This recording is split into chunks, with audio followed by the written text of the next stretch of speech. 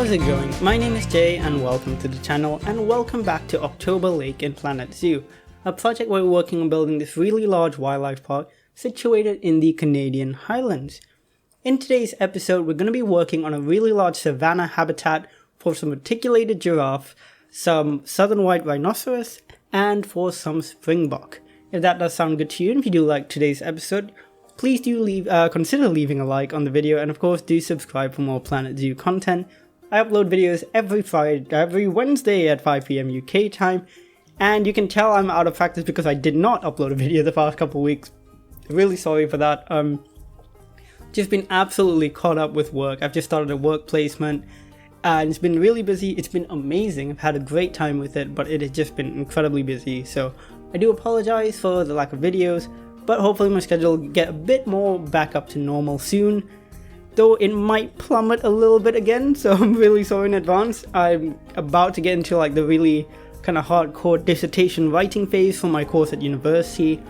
So we'll see whether that affects the videos too much. Hopefully not. I mean, the dissertation itself is on zoos, and I'll probably be going to London Zoo pretty often, and it'll probably give me some inspiration. So hopefully that's how that's going to affect that, and I won't be, kind of going through this drought of video kind of phases too much, because I've been there and it's not fun. I remember last year I went, I think, about 3 months without videos, and that was just not fun for me because I really enjoy making the videos. It's a lot of fun, and I just really enjoy making it, and playing Planet Zoo is always a great stress reliever for me.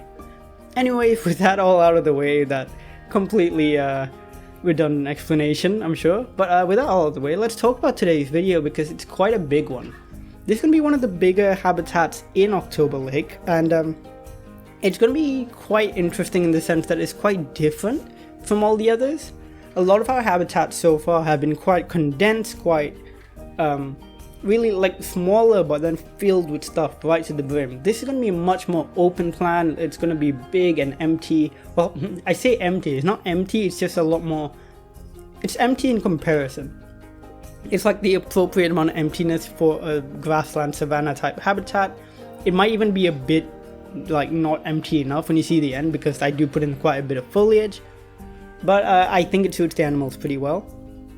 It's going to include some really interesting things. Like I mentioned in the intro, the species we're including is going to be the reticulated giraffe, which is probably going to be the tallest, well, obviously it's going to be the tallest animal in our park. Not really anything else that can compete with that. Then we're going to have the southern white rhinoceros, which is again another huge animal, one of the heaviest land animals on the planet. And then we're going to include some springbok to round it all out, which are some of my least used animals in the game. Like, I don't know if I've ever actually used a springbok more than once or twice, so it's nice to include some animals I don't get to play with very often. I say that like I didn't have a choice. No, it's just one of those animals that didn't strike me too often, but they're great nonetheless, and we'll talk more about them as we go through the episode. But before we do that, let's talk a bit about the structure of the habitat and what it is you're seeing on screen. So what you can see here is going to be a bit of a watchtower. I wanted to include some really interesting ways to be for guests to be able to view this habitat, and this watchtower was my first idea. I imagine it would have been like this sort of watchtower forest rangers would be using to look out for forest fires, like before the zoo was here. That headcanon doesn't really work because it's literally at the same level of the lake and it's incredibly short, so it would have been completely pointless, but I like the idea nonetheless to kind of harken back to that kind of style of building. I think it ends up looking pretty great. Lots of wood. I think it looks really quite sturdy as well by the end. And it provides a very interesting angle for people to get up close with some of the, well, not up close, but get a better image of some of these animals. For example, you never expect yourself to be looking at a giraffe from above, which is like, I think, quite an interesting viewpoint to get. We also have some more viewing areas along the path. There's also one where it's kind of like a U shape, and in the middle of that U is a giraffe feeder, so guests can get really close and watch the giraffes eat as well. So I think that ends up looking quite nice. The habitat itself, like I said, is very open plan, very savanna like. There'll be some water in there, just a little bit, and lots of that really nice grass that we got with the Africa pack, the drin grass. I think that grass looks so good. Really suits the habitat, but I might do a bit too much of it. In the end, I'm pretty happy with the habitat though. I think it looks really good. I might go in and change a few things. You won't see this quite yet. You'll see this pretty much at the end of the video, which is, again, a much longer video than usual. So hope you stick around to the end, but you know, it is a bit long. So, you know, maybe grab yourself a snack, a little tea maybe, and you know, make yourself comfy. But like I said, towards the end of the video, you'll probably see this. I include some like freestanding shelters around the habitat, which I might change just because I don't fully like the look of them, but we'll see how it goes. I don't think I'm fully finished with this habitat yet. I still feel like I might include more animals. I don't know if it's getting too crowded. I've been tempted to add the zebra as well. Maybe another kind of like antelope species, maybe the sable antelope. We'll see. I don't think I will just because it does feel crowded, and I want to make sure the animals that are here have all the space they need. When it comes to big megafauna, they need space. That is always going to be key. It's such an interesting thing to look at because all the animals that we have in the park so far can kind of do with the amount of space we've given them, but when it comes to animals of this kind of magnitude, we're talking about like the second largest land animal on the planet, they need a lot of space, and that's going to be really, really important going forward.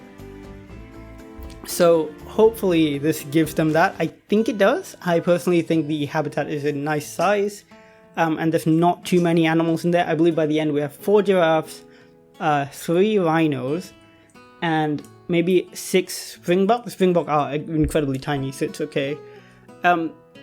It is really interesting though, like this blend of animals.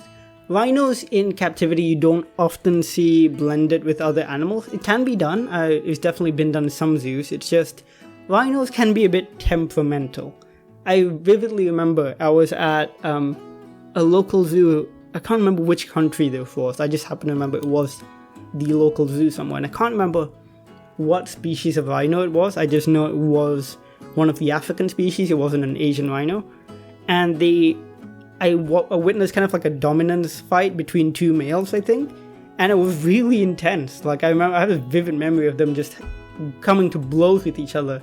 It didn't seem like they used their horns very much, but they kind of like slammed their bodies into each other, and it was making these really like reverberating loud sounds, which I was just like kind of blown away by. It's just the magnitude of these animals when they collide like that. It's just, they're big creatures, big powerful creatures, so it's really interesting to see them in that context.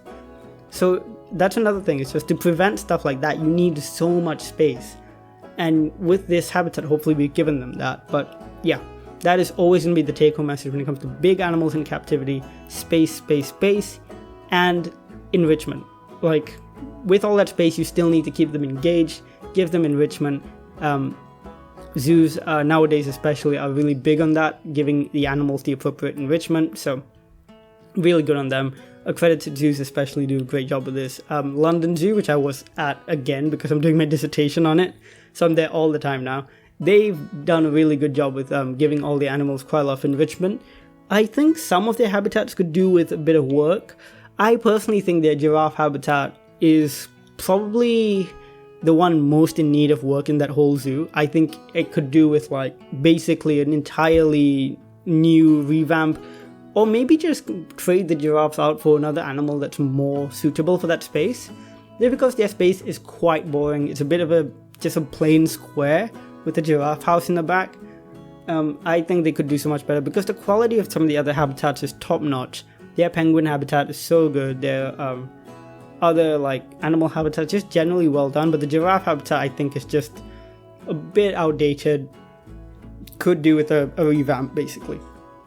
Anyways, that is done with the watchtower there, and we're going to start working on the habitat itself. Oh, hold on, before that we're going to build a lift so that people can get up there without using the stairs if they need to, and then we're going to start working on the pathing and the viewing areas along there. But as we do that, shall we talk a little bit about these animals, because these are animals I don't often use in Planet Zoo. Those who know me, of course, know I'm really into quite a lot of the weirder animals. I'm into reptiles, kind of the lesser known species. So I tend to neglect some of the more popular zoo species, but that's like not the fairest on me because these are really cool animals. Like They're super interesting animals. And let's start with the smallest of the lot, which is the springbok. So springboks are incredibly common animals all across southern and southwestern Africa. These guys are super interesting. I didn't think they were that interesting when I first saw them, but reading about them, they seem pretty cool. They have like really interesting behaviors. For example, they do this thing called pronking, and that is such a funny word. It just sounds so cute and describes it perfectly. It's basically an Afrikaans word called pronk, which means to kind of like show off. And what they do is these springboks occasionally just jump 2 meters up into the air with all 4 feet just out of nowhere. And nobody really knows why they do it. They're not the only animals that do it. Other gazelles also do it. But nobody really knows why they do it. So some theories are that it's kind of signaling to mates that, okay, look at me, I'm healthy enough to be able to jump this far off the ground, I'll make a good mate, that sort of thing. There's also another theory that it's actually an alarm to signal to their herd that predators are nearby. But again, it's so unusual, but also so common within gazelle species that nobody really knows what's going on with it. So, who knows? Also, they've just got such interesting terminology associated with them. So, like, springboks actually migrate in huge numbers across the countries that they are a part of, and this is known as trekbokking, which is so cute.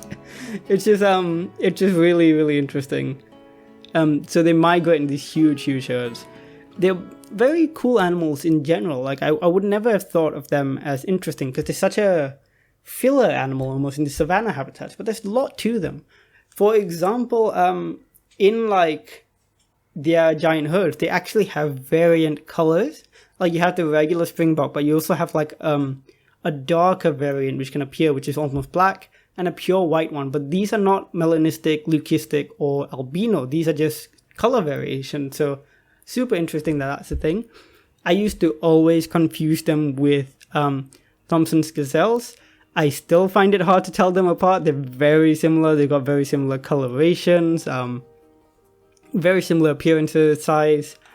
There is some differences. For example, Thompson's gazelles have slightly straighter antlers, of course, and I think the size is a bit different. But oh my god, I am still going to mix them up for the longest time until, I really take my time to learn like what the differences are. Both the springbok and Thompson's gazelle are common prey animals, so lots of predators. In fact, lots of predators. Thankfully, they have evolved to really avoid those predators because of how fast they are. These are fast animals. Like, I believe the springbok is the third fastest animal on the planet. Or the third fastest land animal, should I say. So incredibly fast animals. Super speedy. Thompson's gazelle actually come in at fourth, which is interesting. They're crepuscular. They spend most of the time around dawn and dusk. That also does help them avoid predators somewhat. They are prey to a lot of animals. So cheetahs, of course. Cheetahs are specialized for hunting animals like this. But even some more interesting creatures like wild cats, wild dogs, lions, of course, hyena, leopards. Oh god, the list goes on. I feel so bad for these guys. Even African rock pythons, which are some of the more, I don't want to say aggressive python species, but they probably are one of the more aggressive python species and incredibly large as well. So easily can take down an animal like this. But yeah, super interesting animals. Thankfully, again, least concern. So they are very common, not endangered, and that is an absolutely a good thing. In this habitat, we're going to have about 6 of them, which is really nice, I think. Nice, good herd size, and they seem to enjoy it really well. So yeah, very glad to have some springbok in October Lake. Now, moving on, let's talk about the largest, the tallest animal in this habitat, because we'll talk about the rhino at the end, because it is, of course, the newest animal. But we'll talk about the giraffes a bit. So giraffes are... Okay, so I remember seeing a post on the internet about giraffes, and how if you just take them out of context, they're the most bizarre animals you can think of. They're like a camel horse with like a snake neck, and like it is, when you think of them like that, you're just like, huh, they really are so weird, aren't they? Like, they've got the long tongue, those weird ossicone horns on their head. They are so odd. But they're incredible animals. Of course, some of the most iconic animals on the planet, like giraffes in general, are just incredible. We of course have a close relative of the giraffe already in the zoo. We have the okapi. Okapis are beautiful and the only other living member of this kind of group of animals. And giraffes are, they've got like quite a lot of subspecies and species to them. So I believe right now we're looking at something like, what is it, like 8 species potentially. It's massively debated. It could be like 4 species, it could be 3. Sometimes people think there just could be just the one, which just has like different morphs. But at the end of the day, and this is probably a good way to talk about this as well, is that it's useful to categorize these species sometimes when you want to talk about genetics, when you talk about captive breeding, when you talk about conservation, can be extremely helpful. But at the end of the day, sometimes the idea of a species kind of falls apart a little bit because animals blend together really often. Like, biology doesn't necessarily fall into neat categories, it never does. One really interesting example of that is dogs. Like, you know, human domestic dogs. Not human dogs, that's a weird concept.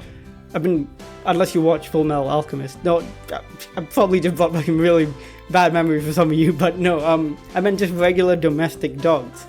That's a really interesting idea when it comes to species and subspecies and breeds and all that.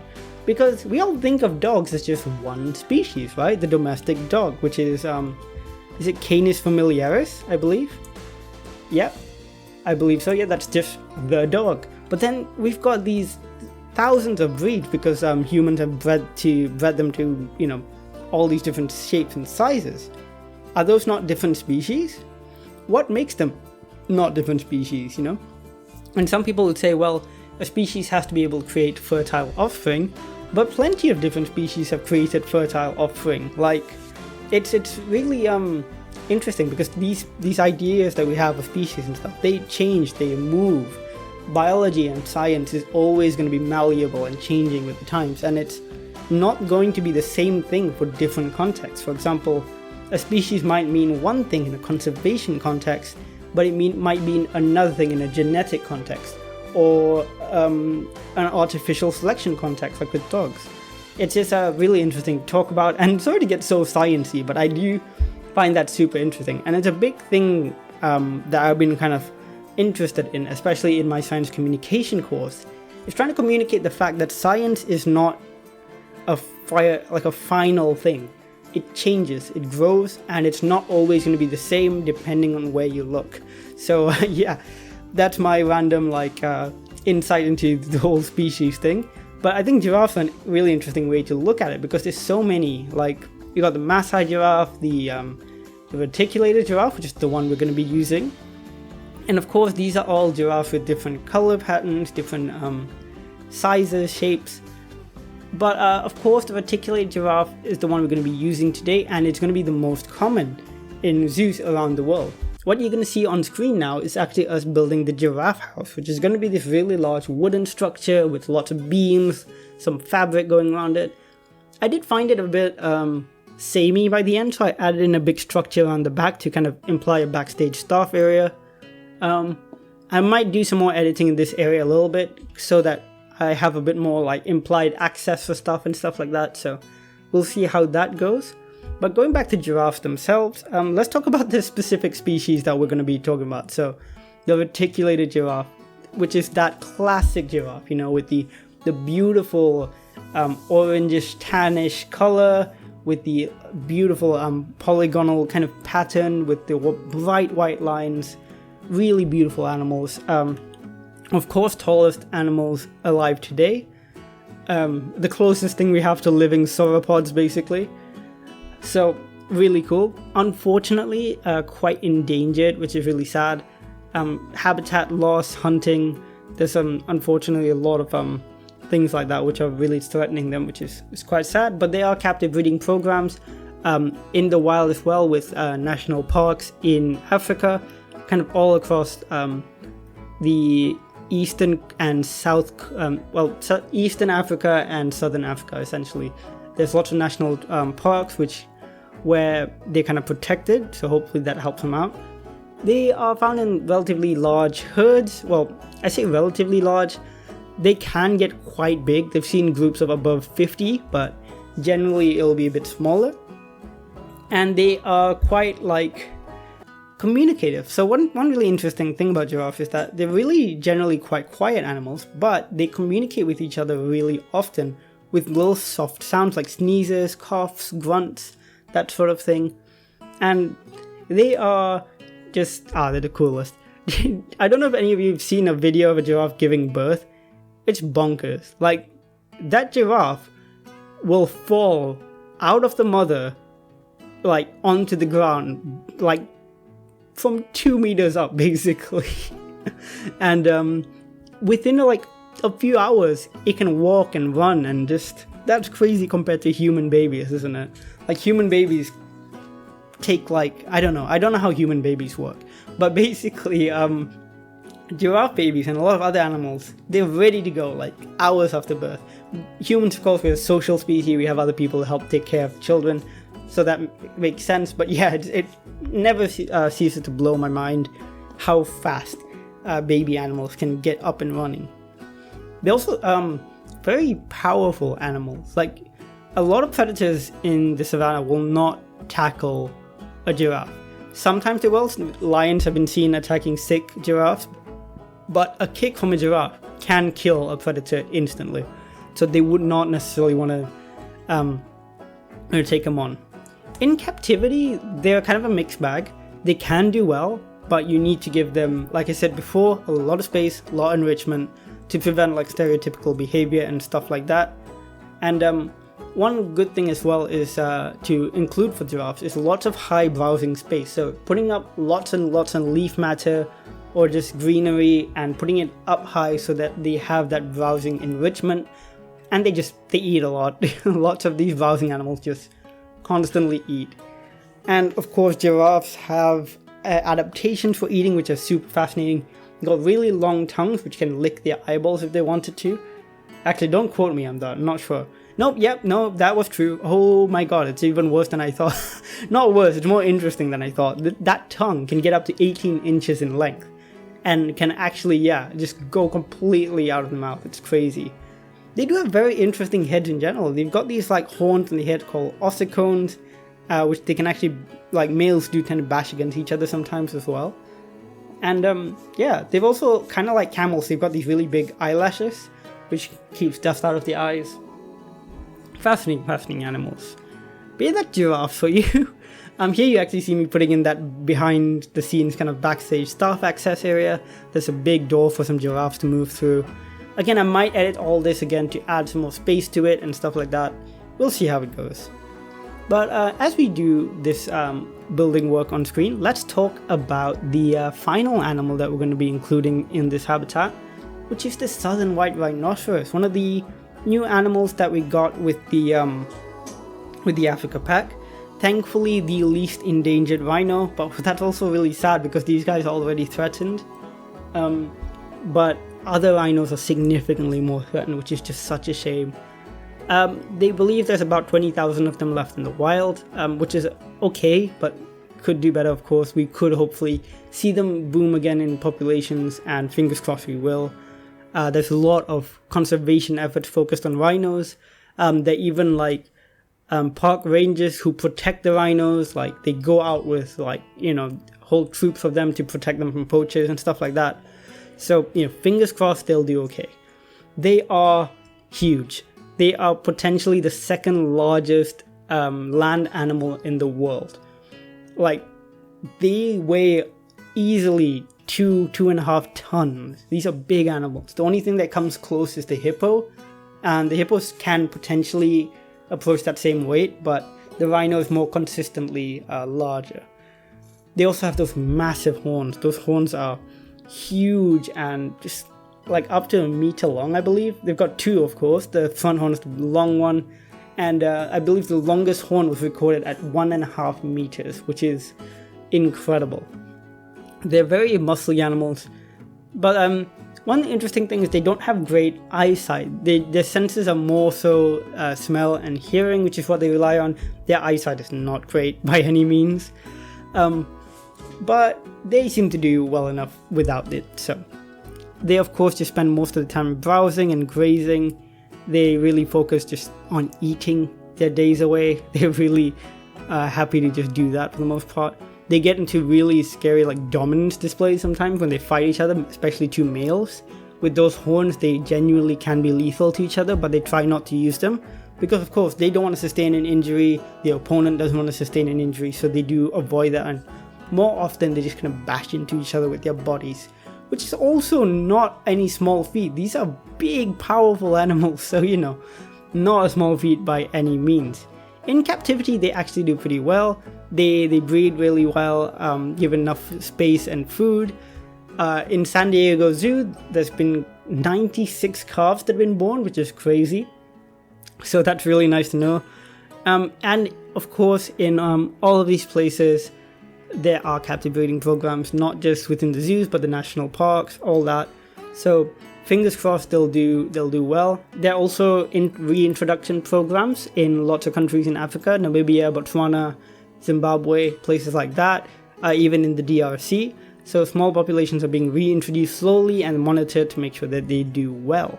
So, you know, hopefully these rhinos are going to have a good future ahead of them.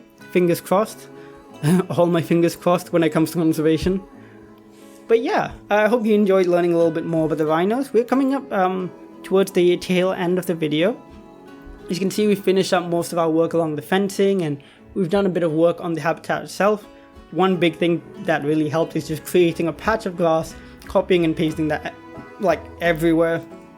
Really helped. Here I'm just doing some final decorative elements, just a few planters and, you know, just a bit more foliage here in this final bit of the video as well. In fact, quite a bit more foliage I think I end up doing, just because I like using these Scots pines, which I'm surprised I haven't used that many of. Like when you blend a few of them together, you can actually create really nice looking trees, so I ended up doing that quite a bit. And then I'll also end up using a lot of rock work, but the rock work here is really not like the rock work I usually do. It's not precise, it's not measured, it's just chunks of rock thrown in there to act as kind of like bits to kind of fill in the empty space. So I think it looks okay, and I think it's like it really fills in the area nicely, especially with used foliage. But I would like to maybe go in and revise some of that area in the future as well. Just tidying up some of the staff areas here and adding in some bigger walls as well in areas where, you know, animals might be able to escape, where the habitat doesn't dip down as low as maybe it should be dipping down to. But I think at this point the habitat is looking pretty swell, and I'm about as happy with it as I'm gonna be. So yeah, with all that being said, I do hope you enjoyed today's video. I'm gonna just cut out this last bit because it is just me putting in walls, and you've seen me put in walls before. So I just want to say thank you so much for watching the video. I hope you enjoyed it. Thanks so much for all the support as usual. It's so nice that we're at 2040 subscribers, I believe, something like that. Thank you so much for that. As always, do you like the video? If you did like the video, let me know in the comments below what you want to see next. I have no plans yet on what to include next in October Lake, so happy to hear suggestions. As always, thanks for watching, and I'll see you all in the next video. Bye!